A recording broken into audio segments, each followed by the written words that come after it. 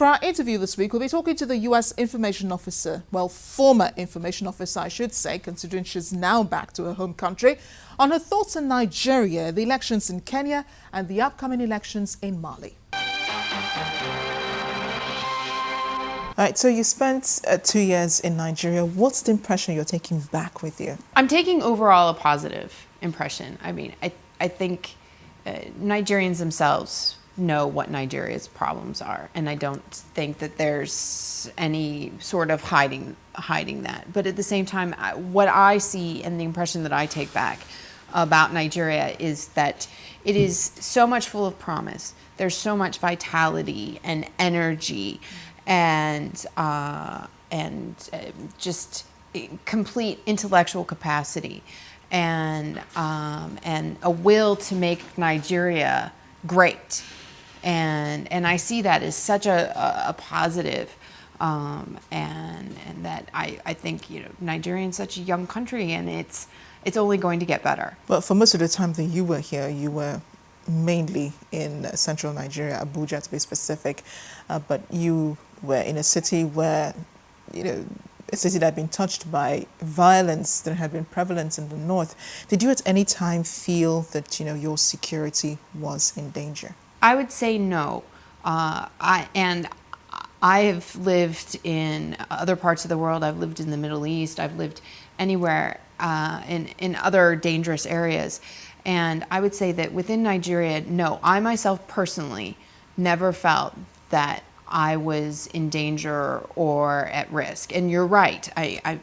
When the UN bombing happened in Abuja, the embassy is less than a kilometer away. It's only about a half kilometer away, and we heard the sound of the bombs going off. And even then, I think we all within the embassy and the U.S. government view a lot of the insecurity problems as very much a domestic issue that needs to be solved domestically with multi-prongs, not just looking at it as this is insecurity, but what is the root of causing the insecurity, and solving those issues, which will then help to resolve a lot of what common Nigerians or what the general public feels is. Would you say your government is doing all it can to help Nigeria fight Boko Haram? From the very beginning, in terms of working with the Nigerian government for the insecurity revolving around Boko Haram, we have been very clear in that we will only do what the government of Nigeria asks of us. And so our support is what they have been asking us to provide for them. And so I think that in keeping that in mind, we are doing all that we can do.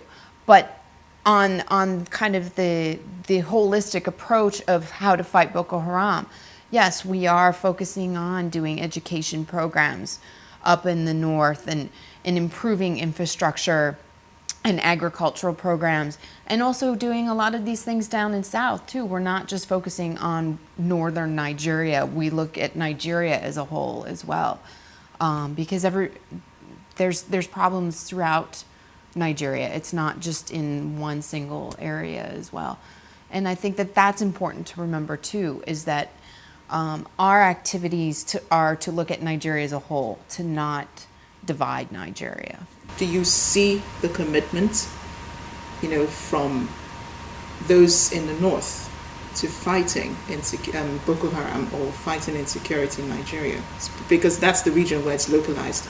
Right, you're correct on that. And I think that the ambassador has been very clear in calling on the government of Nigeria to make sure that whatever they do is a holistic approach to countering the threat by Boko Haram, and that you can't just throw one thing at it and think that that's going to solve the problems. There's many problems that have caused this issue and this insecurity, and that it's important for the government to be solving all of those problems, or working to solve all those problems, not just one. I'm going to talk about one of the problems that you mentioned. President Goodluck Jonathan granted presidential pardon to some politicians, controversial though, but they're politicians anyway.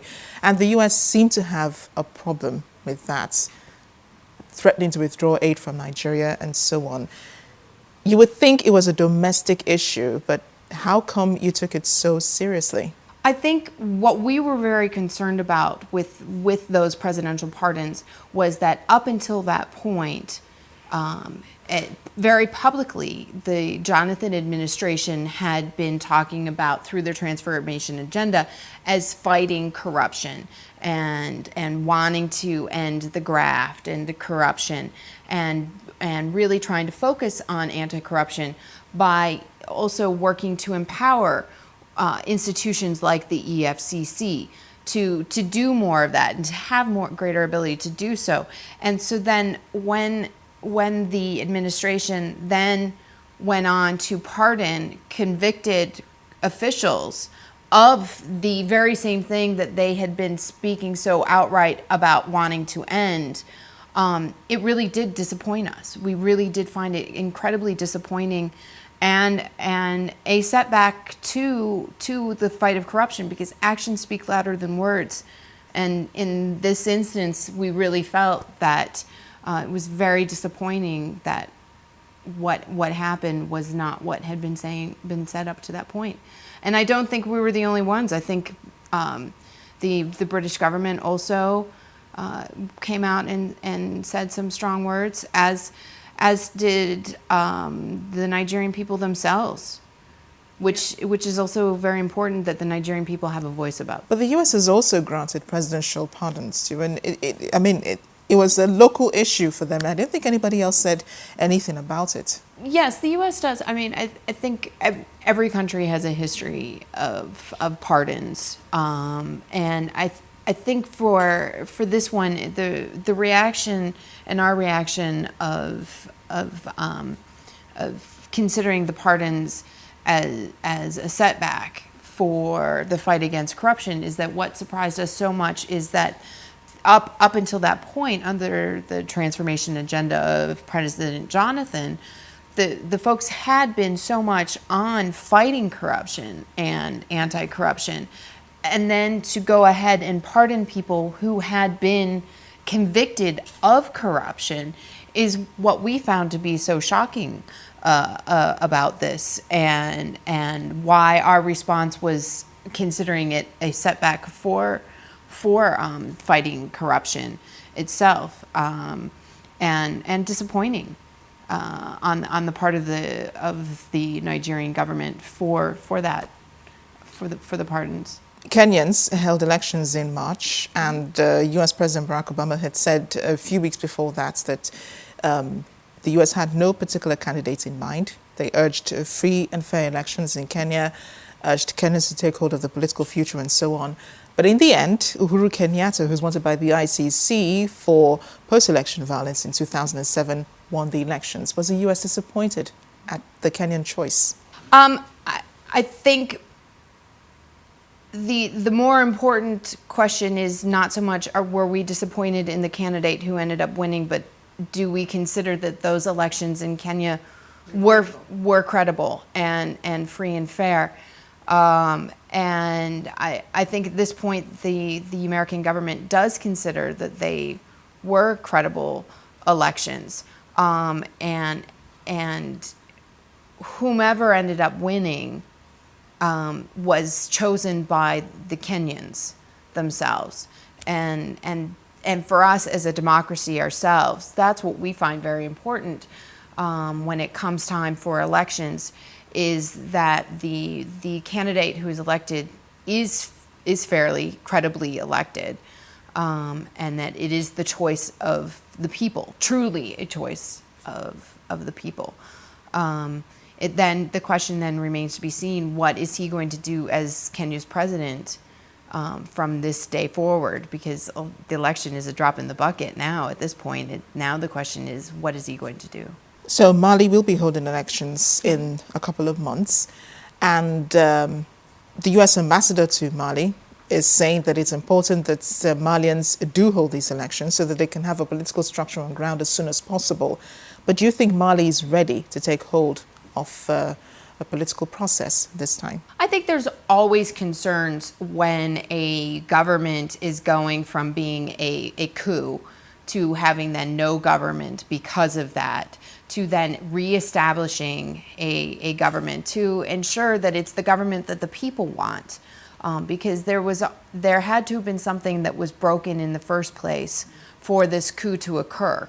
And you want to make sure that whoever comes in next is who the people want, and also importantly then that they're not going to fall victim and fall into the same traps, into the same status quo as to what occurred before the coup happened, to then only put you back right at the same place or set you back.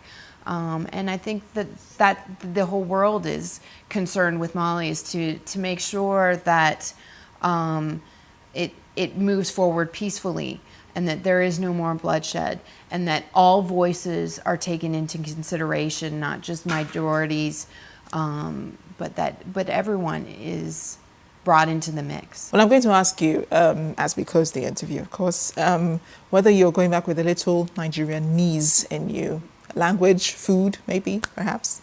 I didn't learn, I did not pick up any Hausa because the Arabic that I spoke only made me confuse Hausa with Arabic, and so it came out in this Hausa-bic, and it was just awful. But yes, I definitely have picked up some abe and various phrases.